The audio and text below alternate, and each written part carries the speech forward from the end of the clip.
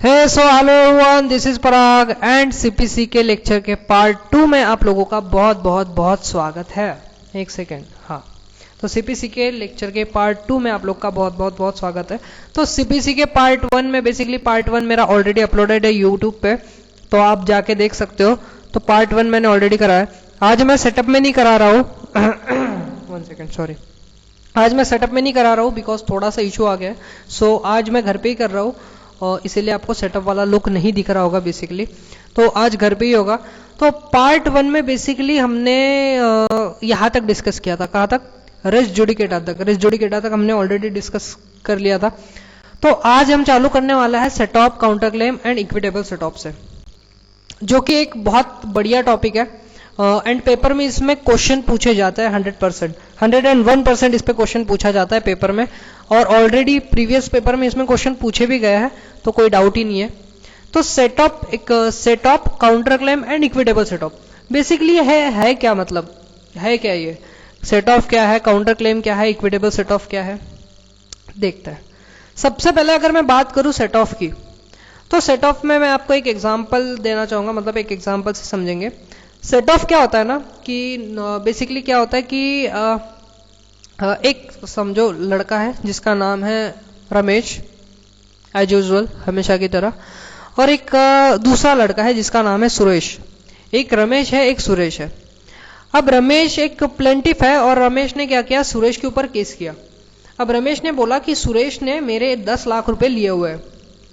अब रमेश ने जब सुरेश के ऊपर केस किया कि रमेश के सुरेश ने 10 लाख रुपए लिए हुए, तो कोर्ट में जब केस जाता है, सुरेश क्या करेगा, सुरेश बताएगा कोर्ट को, भैया देख, जब मैंने तेरे 10 लाख रुपए लिए थे तो तू याद कर, मैंने भी तेरे को कुछ दिन पहले 5 लाख रुपए दिए थे। कुछ ऐसा एविडेंस कोर्ट में जाके वो पेश कर देगा कि उसमें कोर्ट को बोलेगा, देखो कोर्ट, मैंने भी इसको कुछ 10 लाख रुपए मैंने भी इसको दिए थे, मतलब 5 लाख रुपए मैंने भी इसको दिए थे। तो कोर्ट क्या बोलेगा, भैया देखो, अगर इसके एविडेंस सही है तो कोर्ट क्या चेक करेगा, बेसिकली सेट ऑफ मतलब क्या होता है, हम इसका मीनिंग समझ रहे हैं ना। सेट ऑफ क्या है, तो जो 10 लाख रुपए रमेश ने केस किया था 10 लाख रुपए के लिए सुरेश के ऊपर, तो सुरेश कुछ ऐसे एविडेंस दे देगा कि मैंने 5 लाख रुपए इसको ऑलरेडी दे दिए हैं, मतलब 5 लाख रुपए का हिसाब हमारा ऑलरेडी हो चुका है, और वो एविडेंस सच भी हो जाता है।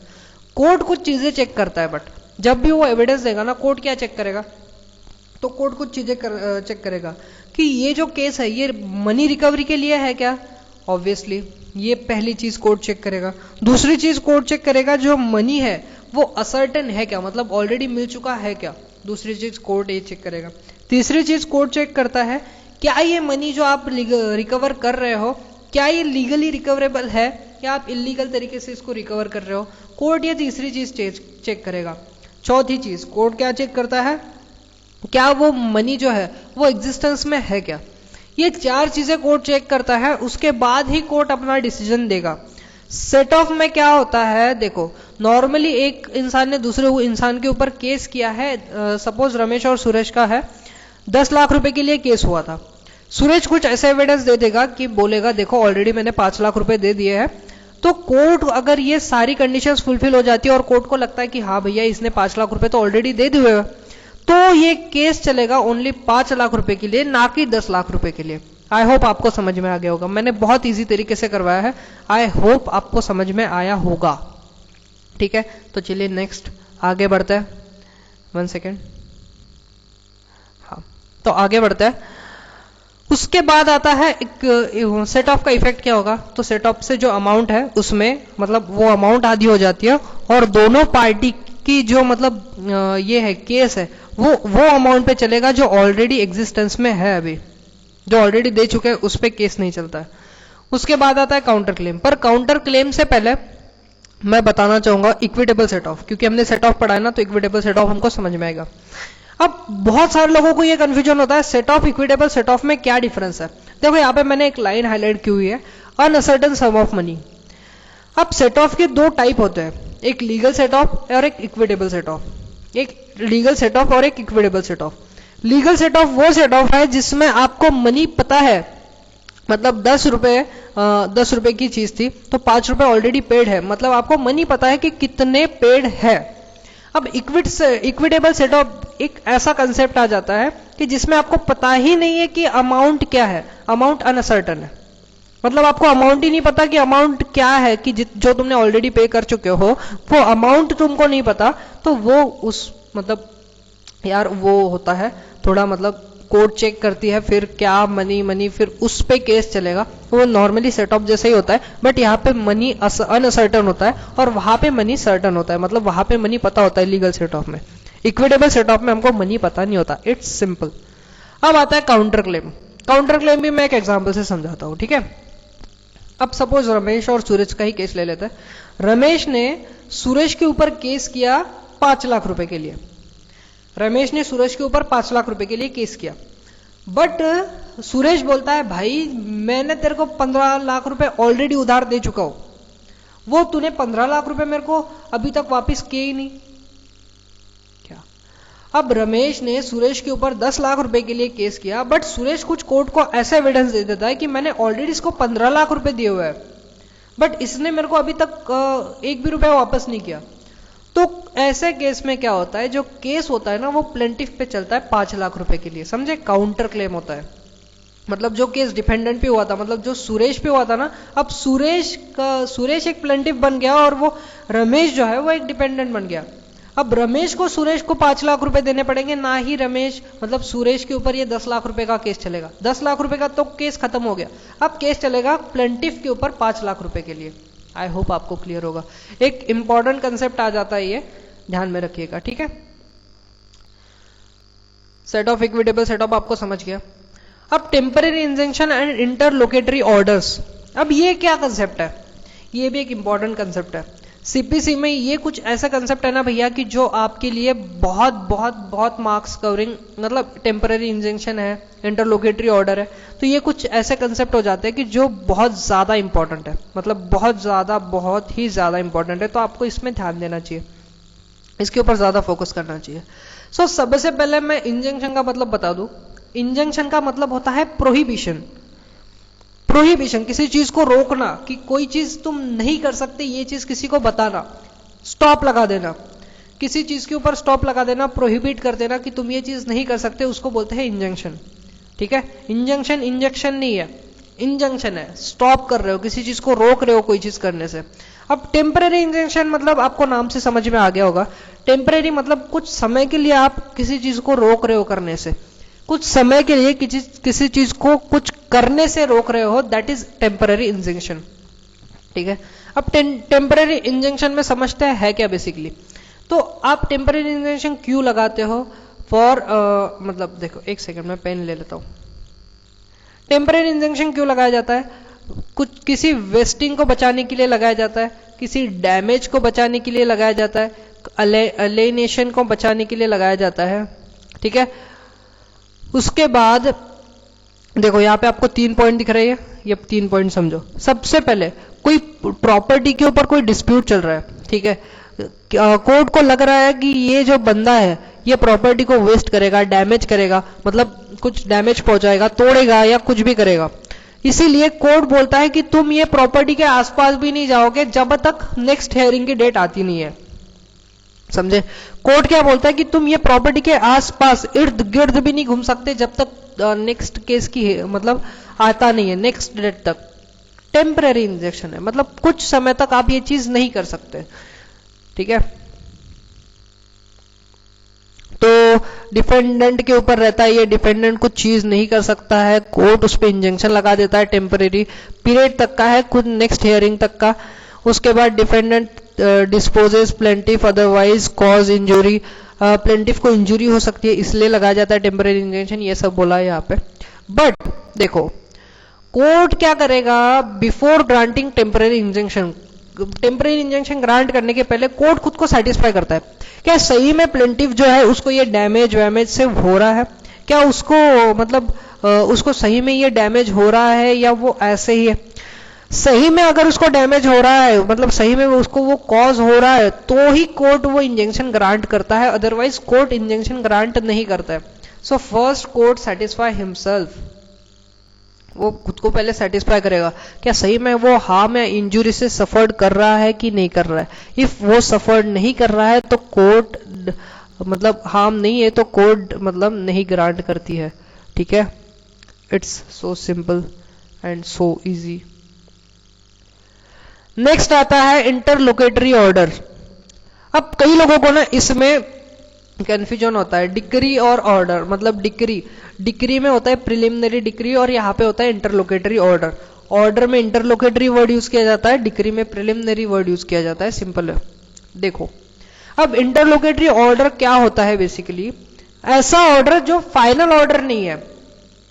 ऐसा ऑर्डर जो फाइनल ऑर्डर नहीं है, कोर्ट कुछ ऐसे ऑर्डर पास करता है जो सब्जेक्ट मैटर को प्रोटेक्ट करे। जो कि हमारा सब्जेक्ट मैटर होता है ना, उसको प्रोटेक्ट करने के लिए कोर्ट कुछ ऑर्डर पास करेगा जो कि फाइनल ऑर्डर तो नहीं है, बट ऐसे ऑर्डर है जो वो हमारा जो सब्जेक्ट मैटर है उसको प्रोटेक्ट करके रखेंगे, उसको डैमेज नहीं होने देंगे, मतलब सब्जेक्ट मैटर को चेंज नहीं होने देंगे। तो कुछ ऐसे ऑर्डर देगा कोर्ट, समझे। So it's easy. देखो मैंने हाईलाइट किया हुआ पोर्शन है ना, उतना ही पढ़ो। मैंने यहाँ पे आपको स्पेशली लिख के भी दिया हुआ है, देखो यहाँ पे स्पेशली मैंने लिख के भी दिया हुआ है, तो वो यहां से भी आपको समझ में आ ही जाएगा। Next, detention, preservation and inspection, subject matter of suit. क्या है भैया डिटेंशन, प्रिजर्वेशन एंड, तो कोर्ट के पास पावर होता है, कोर्ट के पास पावर होता है कि कोर्ट आपका डिटेंशन कर सकता है, आपके कुछ डॉक्यूमेंट्स को प्रिजर्वेशन कर सकता है, एंड जब चाहे तब इंस्पेक्शन का ऑर्डर दे सकता है। तो कोर्ट बाप है, कोर्ट बाप है। कोर्ट चाहे तो कुछ भी कर सकता है। कोर्ट डिटेंशन का ऑर्डर दे सकता है कि इसको डिटेन करो, इसको अंदर डालो, इसको, इसके डॉक्यूमेंट्स को डिटेन करो। सिविल कोर्ट करेगा, कौन से, क्रिमिनल कोर्ट का तो चैप्टर है ही नहीं ना, तो सिविल कोर्ट करता है। सिविल कोर्ट ऑर्डर दे सकता है, चाहे डिटेंशन का ऑर्डर देगा, चाहे प्रिजर्वेशन का ऑर्डर देगा, चाहे इंस्पेक्शन का ऑर्डर देगा, कोर्ट कर सकता है। ठीक है, सिंपल है। हम इसको देखो, वैसे भी दो इसमें बन ही गया ना ये, तो डिटेल में ही कर रहे हैं, ऐसा मत समझो कि ऊपर ऊपर से मैंने इसको भगा दिया, और ऑब्वियसली नहीं भगाया है। Deposit money not so important. Institution of suit important.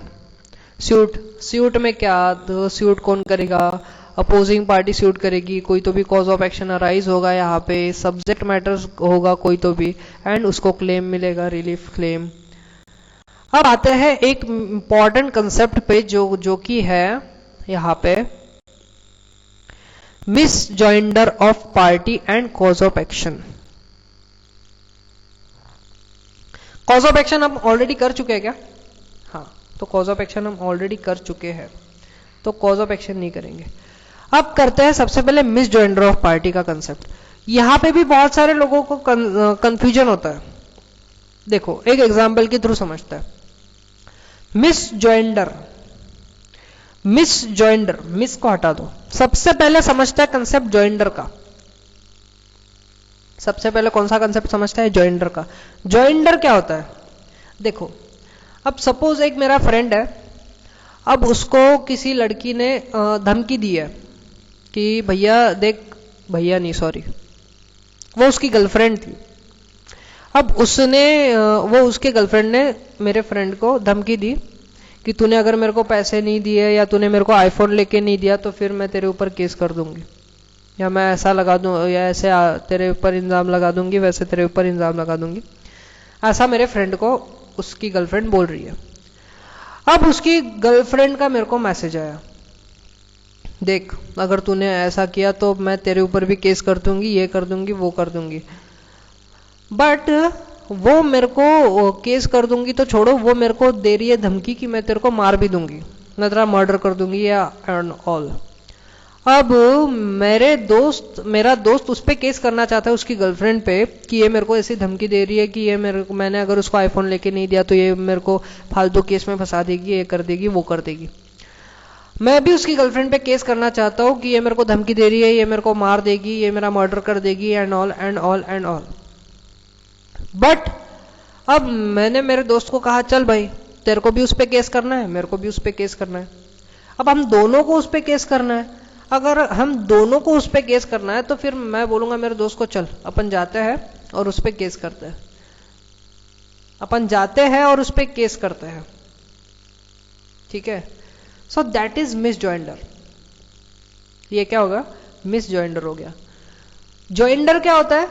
Joinder होता है कि देखो अब उसने मेरे को भी धमकी दिया कि मैं तेरे को जेल, मतलब मैं कुछ तेरे पे ऐसे ऐसे इल्जाम लगा दूंगी, तो मेरे को आईफोन दे। मेरे फ्रेंड को भी बोला। हम दोनों जा रहे हैं केस करने और दोनों का सब्जेक्ट मैटर सेम है, दोनों का सब्जेक्ट मैटर सेम है, इसीलिए दोनों जा रहे हैं एक केस करने, वो लड़की के ऊपर। दोनों एक ही लड़की के ऊपर केस करने जा रहे हैं, बट दोनों का सब्जेक्ट मैटर सेम है। यहां पे कोई क्वेश्चन ऑफ लॉ इन्वॉल्व नहीं होता है। बट अगर हमारा जो ये अलाउ है, मतलब दोनों का सब्जेक्ट मैटर हमारा सेम है और केस करने जा रहे हैं, सो ये अलाउ है। ये जॉइंडर ऑफ पार्टी बोलते हैं इसको। एक कंसेप्ट होता है मिस जॉइंडर ऑफ पार्टी, जिसमें हमारा सब्जेक्ट मैटर डिफरेंट है। वो मेरे को मर्डर की धमकी दे रही है और उसको बोल रही है कि अगर तूने आईफोन लेके नहीं दिया तो मैं तेरे को मतलब पुलिस स्टेशन में तेरी केस कर दूंगी, ऐसे ऐसे इल्जाम में तेरे को मैं फंसा दूंगी। सो वो हो गया miss joinder. So miss joinder is not allowed. मतलब आप अलग अलग केस लेके साथ में उसके ऊपर केस करने नहीं जा सकते हो, मतलब एक केस नहीं कर सकते। अगर कोई सब्जेक्ट मैटर सेम है तो आप साथ में केस कर सकते हो, सब्जेक्ट मैटर अगर डिफरेंट है तो आप साथ में केस नहीं कर सकते हो। So that is important. Cause of action हम ऑलरेडी कर चुके हैं, सो हम फिर से उसको नहीं करेंगे। Miss joinder of cause of action तो क्या होता है हमने अच्छे से समझ ही लिया उसको। अब आता है important stages in proceeding of a suit. कौन कौन सी स्टेजेस है? 1 सेकेंड। हाँ, कौन कौन सी स्टेजेस है? Important stages. कौन कौन से स्टेज में सूट कर सकते हैं, मतलब सॉरी सूट कैसे कर सकते हैं? किसी के ऊपर अगर आपको सूट फाइल करना है तो कैसे फाइल करोगे? तो उसकी स्टेजेस क्या है, प्रोसीजर क्या है, देखते हैं। सबसे पहले अगर आपको किसी के ऊपर सूट फाइल करना है ना, तो सबसे पहले आपको प्लेंटिव जो है एक प्लेंट फाइल करेगा। किसके ऊपर? डिफेंडेंट के ऊपर। क्योंकि आपको पता ही होगा सिविल केसेस में हम प्लेंट फाइल करते हैं और क्रिमिनल केसेस में हम कंप्लेंट फाइल करते हैं। तो सबसे पहले एक प्लेंटिव जो है वो एक प्लेंट फाइल करेगा। प्लेंट फाइल करने के बाद प्लेंटिव जो डिफेंडेंट रहेगा उसको एक समन इशू किया जाता है। मतलब जब भी प्लेंट फाइल होता है ना, एक जो ये हमारा डिफेंडेंट होता है उसको एक समन इशू करता है। समन इशू करने के 30 दिनों के अंदर अंदर उसकी जिम्मेदारी होती है कि उसको एक रिटन स्टेटमेंट देना पड़ेगा कि भैया मैंने ये नहीं किया या नहीं किया, ये मतलब इसमें मेरी कोई गलती नहीं है, या वो जो कुछ वो कहना चाहता है अपने डिफेंस में वो समन में एक रिटन स्टेटमेंट दे देगा। देन कोर्ट चेक करता है कि क्या ये जो बोल रहा है ये सही है, क्या ये जो बोल रहा है ये सब सही है। तो ये सारी चीजें कोर्ट चेक करेगा। If court satisfy, court last में दे देगा ऑर्डर, मतलब एक तो डिक्री पास कर देगा या कोई तो भी जजमेंट पास कर देगा। डिक्री एंड जजमेंट मैंने आपको ऑलरेडी बता दिया हूं। एक बार फिर से क्या स्टेजेस है? सबसे पहले एक प्लेंटिव जो होता है वो एक प्लेंट फाइल करता है, जो कि सिविल केस में प्लेंट फाइल की जाती है। प्लेंटिव प्लेंट फाइल करेगा। उसके बाद जैसे ही प्लेंट फाइल की जाएगी डिफेंडेंट को हम एक समन इशू कर देंगे। समन क्या होता है? समन क्या होता है मैं बता देता हूं आपको। समन एक पेशी होती है, मतलब डॉक्यूमेंट होता है, जो कि हमने ऑलरेडी पढ़ चुके हैं, हम उधर सीआरपीसी में पढ़ चुके हैं। समन एक डॉक्यूमेंट होता है, एक पेशी होती है, मतलब आपको किसी को बुलाना है, किसी के डॉक्यूमेंट्स को बुलाना है तो आप समन इशू करते हो, बेसिकली पेशी है ना। तो समन हम ऑलरेडी पढ़ चुके हैं, तो उसको समन इशू करेंगे। देन डिफेंडेंट 30 दिनों के अंदर समन में एक रिटन स्टेटमेंट दे देगा अपना, कि मतलब जो भी अपने डिफेंस में कहना चाहता है। इफ कोर्ट सेटिस्फाई, या कोर्ट को मतलब कोर्ट ने देख लिया, सारी चीजें हो गई, देन कोर्ट देता है अपना डिसीजन। फाइनली कोर्ट अपना डिसीजन देगा, एक तो डिक्री पास करेगा या तो जजमेंट पास करेगा। सिंपल है। स्टेजेस भी हो गया। देखो आपका मॉड्यूल में से हो रहा है, मैं मानता हूं थोड़ा स्पीड से हो रहा है, बट मॉड्यूल में से हो रहा है ना, इसीलिए, और थोड़ा रिवीजन बेस है अपना। अगर सीपीसी करने जाए ना, कम से कम 4 से 5 घंटे लग जाए डिटेल में। 1 घंटे में या 2 घंटे समझ लो, 2 घंटे मैक्स अपने को लग गए होंगे, तो 2 घंटे में आपका पूरा सीपीसी हो रहा है, बहुत बड़ी बात है। ठीक है, जो इंपॉर्टेंट नहीं है मैं आपको ऑलरेडी छुड़ा रहा हूं। ये देखो, ये इतना सब अपन ने 1-2-4 लाइन में ही कर लिया। So it is not important summon and summon क्या होता है, क्या क्या किया जाता है, ये मैंने आपको ऑलरेडी अभी बता दिया है।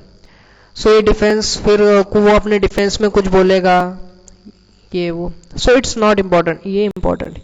अब ये चीज इंपॉर्टेंट है यहाँ पे, ये चीज इंपॉर्टेंट है यहाँ पे, ये बहुत ज्यादा इंपॉर्टेंट एक चीज है। Appearance of the party and consequence of non appearance. Appearance and non appearance का क्या झोलमेल है वो देखते हैं, ठीक है। तो सबसे पहले आपने जब भी सूट फाइल किया तो सबसे पहले 30 दिनों के अंदर आपको प्लेंटिफ को एक समन इशू करना पड़ता है डिफेंडेंट को, जिसके अंदर वो बताएगा कि उसकी गलती नहीं है या वो अपने डिफेंस में जो बोलना चाहता है वो एक रिटन स्टेटमेंट के द्वारा बोलेगा। बट समन इशू करना इज कंपलसरी, समन तो इशू करना ही पड़ता है। इफ समन आपने इशू कर दिया, प्लेंटिफ ने समन इशू किया, समन तो इशू किया, फिर प्लेंटिफ आ गया, जो डेट थी कोर्ट ने दी हुई वो डेट पे प्लेंटिफ पहुंच गया कोर्ट में, प्लेंटिफ अपीयर्ड है बट डिफेंडेंट अपीयर्ड नहीं है कोर्ट में। प्लेंटिफ अपीयर है मतलब प्लेंटिफ तो आ गया बट डिफेंडेंट आया ही नहीं, तो कोर्ट क्या करता है, कोर्ट एक एक्स पार्टी ऑर्डर दे देता है प्लेंटिफ के अगेंस्ट। मतलब एक्स पार्टी ऑर्डर का मतलब होता है प्लेंटिफ के फेवर में ऑर्डर, मतलब जजमेंट सुना देगा कि हाँ इसकी गलती नहीं थी, तो इसके फेवर में डिसीजन सुना देगा। ये कोर्ट के पास राइट होता है। एक्स पार्टी डिसीजन सुनाया जाता है if plaintiff is appeared, defendant is not appeared, then ex parte decision has been taken. Ex parte decision court ले लेता है अगर प्लेंटिफ आता है, डिफेंडेंट नहीं आता है तो। इफ डिफेंडेंट आ जाता है, प्लेंटिफ नहीं आता है तो क्या होगा, defendant is appeared, plaintiff is not appeared, defendant आ गया, प्लेंटिफ नहीं आया तो क्या होगा। इस केस में ऐसा होता है court shall dismiss the court, मतलब कोर्ट डिसमिस कर देता है। जिसने केस किया वही नहीं आया है तो कोर्ट मतलब प्रोसीडिंग आगे नहीं चलाता है। बट अगर प्लेंटिफ आया है, डिफेंडेंट नहीं आया तो एक्स पार्टी डिसीजन दी जाती है। बट डिफेंडेंट आया, प्लेंटिफ नहीं आया तो court shall dismiss, court next hearing के लिए डेट दे देता है, कोर्ट शैल डिसमिस। देखो मैं आपको शॉर्ट में बताया जा रहा हूं बस क्या क्या लिखा हुआ है यहाँ पे। इफ दोनों पार्टी नहीं आती है तो क्या करते होंगे, अगर दोनों पार्टी अपीयर नहीं होती है, अगर दोनों पार्टी नहीं आती है, ना प्लेंटिफ आएगा ना डिफेंडेंट आएगा, तो दोनों पार्टी अगर नहीं आती है तो वो कोर्ट को एक मतलब रीजन बताएंगे कि क्यों नहीं आए, उनके नॉन अपीयरेंस का एक रीजन बताएंगे और कोर्ट जो ऑर्डर दिया एक्स पार्टी ऑर्डर को सेट असाइड कर देगा एंड नेक्स्ट हियरिंग की डेट दे देगा। अगर प्लेंटिफ ने समन इशू किया ही नहीं तो कोर्ट ऑर्डर देता है कि एक सेकंड समन इशू करो, सेकंड समन इशू करो, उसके बाद आपको एक डेट मिलेगी, सेकंड समन की डेट देता है। ठीक है, समझ में आ गई बात। बस इतना ही है, ये इतना ही है। एक बार फिर से करेगा अपीयरेंस नॉन अपीयरेंस। तो देखो इफ प्लेंटिफ इज अपीयर्ड, अगर प्लेंटिफ अपीयर्ड हो जाता है, if plaintiff is appeared then अगर प्लेंटिफ अपीयर्ड है मतलब प्लेंटिफ आया डिफेंडेंट नहीं आया, then ex parte decision has been taken. If defendant is appeared, plaintiff is not appeared, then court shall dismiss, court dismiss कर देता है। If both party are not appear, दोनों भी अपीयर्ड नहीं है, then he give the reason, proper reason, मतलब उनके non appearance का वो रीजन दे देंगे कि हम क्यों अपीयर नहीं हुए थे, मतलब क्यों नहीं आए थे, उसका रीजन दे देगा एंड कोर्ट जो डिसीजन दिया उसको सेट असाइड कर देंगे। ठीक है। If someone is not issue, मतलब प्लेंटिफ ने समन को ही इशू नहीं किया, तो सेकंड कोर्ट ऑर्डर देगा कि आप सेकंड समन इशू करो एंड एक डेट दे देगा कि वो डेट को आपकी हियरिंग होगी, मतलब नया लिमिटेशन पीरियड चालू हो जाएगा आपका वहां से। I am sorry. अब ये सब चीजें जब होती है तब क्या डिफेंडेंट के पास कोई रेमेडी होती है, ये सबसे इंपॉर्टेंट है, पेपर में पूछा जाता है।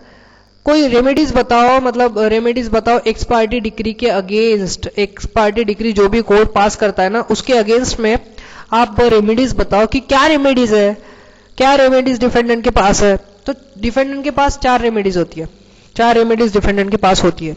कौन कौन सी है? तो सबसे पहले डिफेंडेंट अपील कर सकता है एक्स पार्टी डिक्री के against under section 96 of the CPC. Defendant क्या फाइल कर सकता है? अपील फाइल कर सकता है एक्स पार्टी डिक्री के अगेंस्ट अंडर सेक्शन 96। उसके बाद वो क्या कर सकता है, वो एक एप्लीकेशन दे सकता है रिव्यू के लिए, जजमेंट को आप रिव्यू करो। जजमेंट को रिव्यू करो, उसके लिए आप ये दे सकता है एप्लीकेशन रिव्यू क्या है, उसको हम आगे में पढ़ते हैं, आगे में है अपने को। उसके बाद वो अप्लाई कर सकता है सेट असाइड एक्सपायरी डिग्री के लिए, कि आपने जो भी एक्सपायरी डिग्री पास की है उसको सेट असाइड किया जाए। उसके बाद वो स्यूट कर सकता है, स्यूट फाइल कर सकता है सेट असाइड, मतलब जो भी एक्सपायरी डिग्री सेट असाइड की वो ऑब्टेंड की गई थी फ्रॉड से। समझ में आई? जो भी आपने एक्सपायरी डिग्री को ये किया, मतलब आपने एक्सपायरी डिग्री सेट असाइड की, वो ऑब्टेंड की गई थी फ्रॉड से, उसके ऊपर वो केस कर सकता है, बट वो सूट फाइल नहीं कर सकता समन के इशू करने पे। समझा? 4 है, एक बार पटापट मेरे साथ फास्ट हम रिवाइज कर लेते हैं। एक सेकेंड, रेड पेन ले लेता हूं मैं। एक फास्ट रिवीजन। तो सबसे पहले वो फाइल कर सकता है, अपील फाइल कर सकता है एक्सपायरी डिग्री के against under section 96 of the CPC. उसके बाद वो कर सकता है एप्लीकेशन रिव्यू करो जजमेंट को, उसके बाद सेट असाइड करो आपके एक्सपायरी डिग्री को। जो भी आपने स्यूट कर सकते हो आप उस पे, जो फाइल किया है आपने, मतलब सेट असाइड डिग्री, एक सेट असाइड किया एक्सपायरी डिग्री को, वो ऑब्टेन की गई थी फ्रॉड से, उस पे स्यूट कर सकता है, बट नहीं कर सकता किस पे, नॉन सर्विस ऑफ जो समन इशू नहीं हुआ है उसके ऊपर नहीं कर सकता। सिंपल है, बहुत ज्यादा सिंपल है। अब इट्स नॉट सो इम्पोर्टेंट, ये जो ये है ना, ये इतना इम्पोर्टेंट नहीं है, सो अभी हम नहीं करेंगे ये, जो इम्पोर्टेंट है वही करेंगे। उसके बाद एफिडेविट वगैरह नहीं इम्पोर्टेंट है उतना। जजमेंट ऑलरेडी हम कर चुके हैं, डिग्री हम ऑलरेडी कर चुके हैं, so we are not discussing here again. ये देखो, ये जो कंसेप्ट है ना अपील वाला, आई प्रॉमिस मैं इसको अलग वीडियो में कराता हूँ, बिकॉज इट्स मोस्ट इंपॉर्टेंट। वैसे आपके नॉलेज के लिए भी बहुत ज्यादा इंपॉर्टेंट है, एंड वैसे भी बहुत ज्यादा इंपॉर्टेंट है, तो ये बहुत ज्यादा इंपॉर्टेंट कंसेप्ट है। इसको मैं एक सेपरेट वीडियो में कराता हूँ, 10-15 मिनट का वीडियो रहेगा अपना, ज्यादा से ज्यादा, या 20 मिनट का रहेगा, उसमें मैं कराऊंगा स्पेशल अपील्स को। तो यहाँ पे हम डिस्कस नहीं करते अपील को, ठीक है? अभी जाते हैं, क्या रहेगा हमारा important concept, reference review revision. तो इसको फास्ट में करते हैं। रेफरेंस क्या है? रेफरेंस क्या है? रेफरेंस क्या है? तो अगर लोअर कोर्ट जो रहता है ना, वो रेफरेंस लेते हैं हाई कोर्ट से। कब लेते हैं?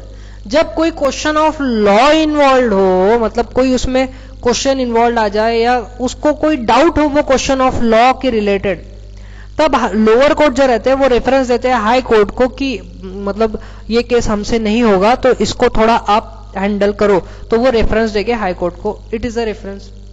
देन आता है रिव्यू।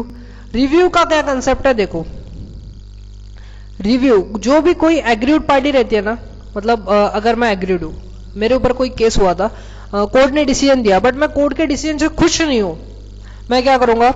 मैं चाहूंगा, मैं क्या बोलूंगा कोर्ट को, कोर्ट आपने जो भी डिसीजन किया ना, मुझे उसको रिव्यू करना है। मतलब आपने जो भी डिसीजन दिया था, आपने जो भी डिग्री पास की थी, या आपने जो भी जजमेंट दिया था, मैं उससे खुश नहीं हूं, तो मैं चाहता हूं कि मैं आपके डिसीजन को रिव्यू करूं। मतलब क्या करूं? रिव्यू करूं। तो आप फिर से एक बार देखो फिर से कि आपने जो जजमेंट दिया था क्या वो सही था, तो उसको रिव्यू करना बोलते हैं। जो रिव्यू करते हैं ना डिसीजन, मतलब आप एक बार फिर से देखो, देन अगर कोर्ट को कुछ लगता है तो कोर्ट फिर से एक दूसरा डिसीजन देगा, तो रिव्यू के लिए अप्लाई कर सकते हो कोर्ट में। तो कौन से कोर्ट में रिव्यू के लिए अप्लाई कर सकते हैं? तो जो कोर्ट ने ऑलरेडी डिसीजन दिया था ना, उसी कोर्ट में आप अप्लाई कर सकते हो रिव्यू के लिए। जो कोर्ट ने आपका डिसीजन दिया था, आप उसी कोर्ट में अप्लाई कर सकते हो रिव्यू के लिए। That's it, simple. देन आता है रिवीजन। रिवीजन, अगर कोई कोर्ट या अपने ज्यूरिसडिक्शन से बाहर जाके कोई डिसीजन दे रहा है, मतलब अभी मेरी लिमिट्स थी कि मैं 5 लाख रुपए तक का मैटर अपने यहाँ पे ले सकता हूँ, मैं 10 लाख रुपए का मैटर अपने यहाँ पे ले रहा हूँ, सो ये मैं अपने ज्यूरिसडिक्शन के बाहर जाके कोई काम कर रहा हूँ ना, तो अपने ज्यूरिसडिक्शन के बाहर जाके अगर कोई काम करते हो, सो दैट इज इलीगल। तो हम रिवीजन के लिए अप्लाई करते हैं हायर कोर्ट्स को। देन हाई कोर्ट को हम अप्लाई करेंगे कि देखो ये अपने ज्यूरिसडिक्शन के बाहर जाके कोई काम कर रहे हैं। देन हायर कोर्ट्स आगे की प्रोसीडिंग, आई एम सॉरी, करता है। ठीक है। Review revision reference reference review revision आपको समझ में आया? बड़ा सिंपल है, बड़ा ही सिंपल है। 1 सेकेंड, समझ में आया ना आप लोग को? आगे बढ़ते हैं, आगे बढ़ते हैं, आगे बढ़ते हैं। एक बार फिर से करोगे रिव्यू रेफरेंस रिवीजन। रेफरेंस क्या होता है? अगर कोई क्वेश्चन ऑफ लॉ इन्वॉल्व हो जाए या कोई डाउट है वो क्वेश्चन ऑफ लॉ को लेके, तो हायर कोर्ट को अप्लाई किया जाता है। रिव्यू क्या है? अगर कोई पार्टी खुश नहीं है तो वो कोर्ट को बोलेगा देखो आपने जो भी डिसीजन दिया था हम उससे खुश नहीं है, तो आप कोई दूसरा डिसीजन दो। तो उसके लिए वही कोर्ट में जो कोर्ट ने डिसीजन दिया था उसी कोर्ट में आप अप्लाई कर सकते हो। रिवीजन मतलब आप अपनी कोई ज्यूरिसडिक्शन से बाहर जाके कोई काम कर रहे हो, सो आप रिवीजन के लिए अप्लाई कर सकते हो कि आप फिर से देखो आपने जो भी डिसीजन दिया था क्या वो सही था। आगे कोई अगर मतलब सूट करना चाहता है आप कॉर्पोरेशन के अगेंस्ट, तो कैसे कर सकते हो उसको? मतलब कोई उसके सेक्रेटरी को समन इशू करना पड़ेगा, वही प्रोसीजर है वैसे, बट यहाँ पे आप कॉर्पोरेशन को तो नहीं कर सकते ना, तो वो कॉर्पोरेशन के सेक्रेटरी को कर सकते हो या डायरेक्टर को समन इशू कर सकते हो। Then living to sending post address पे दे सकते हो कॉर्पोरेशन के। देन वो डायरेक्टर अपना मतलब कॉर्पोरेशन की बिहाफ में आप उनको देते हो ना, तो वो फिर लिख के भेज सकते हैं कि हाँ हमारी कोई गलती नहीं है ये वो। सो इट इज सो चिल्लर कंसेप्ट वैसे। सूट अगेंस्ट अ माइनर, देखो माइनर जो होता है ना, आप माइनर के अगेंस्ट तो सूट फाइल नहीं कर सकते। आप माइनर के अगेंस्ट सूट फाइल कब कर सकते हो? जब वो मेजर हो जाए, मतलब वो कॉम्पिटेंट होता है, जब उसकी एज 21 ईयर से ज्यादा हो तब वो कॉम्पिटेंट होता है कोई भी केस के लिए, ठीक है। तो कोई भी केस के लिए तब कॉम्पिटेंट होगा। या उसकी प्रॉपर्टी कॉम्पिटेंट होती है तो आप उसकी प्रॉपर्टी जब्त कर सकते हो, उसकी प्रॉपर्टी आप जब्त कर सकते हो अगर उसकी प्रॉपर्टी की वैल्यू उतनी है तो। बट अगर आप तभी भी केस करना चाहते हो देन हिज पेरेंट्स और गार्डियंस वो लायबल होंगे उसके लिए। So that is not pretty much important, but हाँ एक बार करके जाना। Summary procedure most important concept again. देखो समरी प्रोसीजर एक तरह का समरी ट्रायल जैसा ही है। समरी ट्रायल हमने ऑलरेडी पढ़ चुके थे ना, इसमें सीआरपीसी में समरी ट्रायल होता है, यहाँ पे होता है समरी प्रोसीजर। समरी ट्रायल का क्या मतलब था कि कोई भी प्रोसीडिंग क्विक, हमको क्विक निपटानी है, कोई भी प्रोसीडिंग को फटाफट खत्म हो जाए, और तो उसमें ज्यादा 3 महीने की जेल मिलती थी।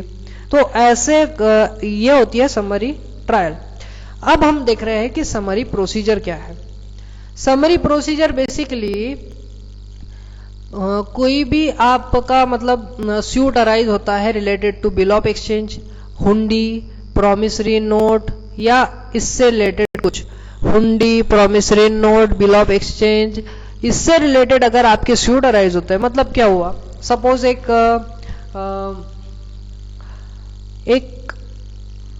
फ्रेंड है मेरा, अब मेरे फ्रेंड ने मुझे प्रॉमिसरी नोट दिया कि वो मुझे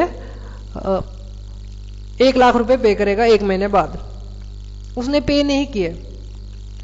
अब क्या करेंगे हम लोग कोर्ट के पास जाएंगे। मैं कोर्ट को बोलूंगा भैया देखो इसने मेरे को पे नहीं किया मेरा पैसा। तो कोर्ट क्या बोलेगा, देखो ये तुम्हारा मैटर जो है ये हम समरी प्रोसीजर के द्वारा सॉल्व करते हैं।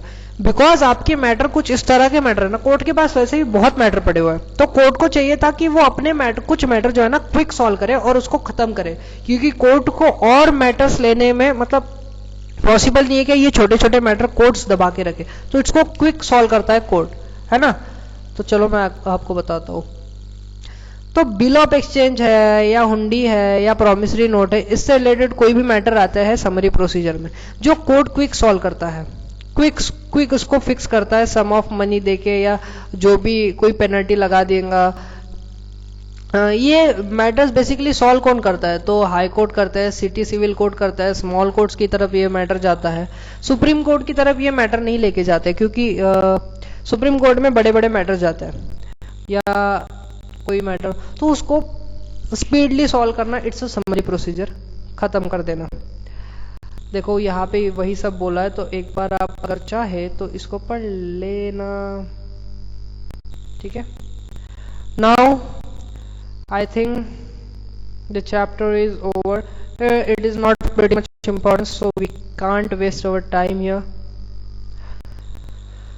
अपना चैप्टर होता है भैया समाप्त यहीं पे। कैसा लगा लेक्चर आपको बताइए। आपका सेकंड पार्ट यहाँ पे खत्म हो जाएगा और यहाँ पे आपका सीपीसी भी हो जाता है। और हमने बड़े बड़े चैप्टर्स को खत्म कर दिया है। कैसा लगा आपको लेक्चर बताइए। देखो यहाँ पे कुछ क्वेश्चंस है, चलो एक क्वेश्चन सॉल्व करने की कोशिश करते हैं। सबसे पहला क्वेश्चन आता है jurisdiction of the civil code. क्या कोई मुझे बता पाएगा? ज्यूरिसडिक्शन हमने पढ़ा था, jurisdiction over the subject matter, person, pecuniary jurisdiction and कौन सा ज्यूरिसडिक्शन था और बताइए? प्रिक्यूनरी ज्यूरिसडिक्शन और पर्सनल ज्यूरिसडिक्शन, पर्सन के ऊपर ज्यूरिसडिक्शन है ना, तो वो होता है ज्यूरिसडिक्शन। उसके बाद हमने पढ़े था ऑर्डर के बारे। ऑर्डर क्या होता है? जजमेंट हमने पढ़े। जजमेंट 4 तरीके से मतलब concise statement of the case, points of determination, decision thereon reason of such decision. Order क्या होता है? डिक्री हमने पढ़ लिया। डिक्री एक फाइनल ऑर्डर होता है, प्रिलिमिनरी डिक्री होती है, फाइनल डिक्री होती है। एक डिक्री होल्डर होता है, एक डिक्री मतलब जजमेंट डेटर होता है। उसके बाद रेस जुडिकेटा क्या है? रेस जुडिकेटा मतलब no person shall twice vex for the same cause. एक पर्सन 2 केसेस नहीं कर सकता। उसके बाद रेफरेंस रिव्यू रिवीजन को समझाइए। रेफरेंस रिव्यू रिवीजन हमने अभी पढ़ा। समरी प्रोसीजर क्या है? ये सारा क्वेश्चन अभी हमको जम रहा है, दैट्स मीन्स हमने इसको अच्छे से कर लिया है। Thank you so much. आपको वीडियो अच्छा लगा होगा, आई होप। तो अभी हम करेंगे कॉन्स्टिट्यूशन, अभी नहीं करेंगे बट हाँ मतलब आगे की वीडियो में हम कॉन्स्टिट्यूशन करेंगे। एंड आई होप आपको वीडियो अच्छा लगा होगा। वीडियो को लाइक करें, शेयर करें ज़्यादा से ज़्यादा एंड चैनल को सब्सक्राइब करें। Thank you so much.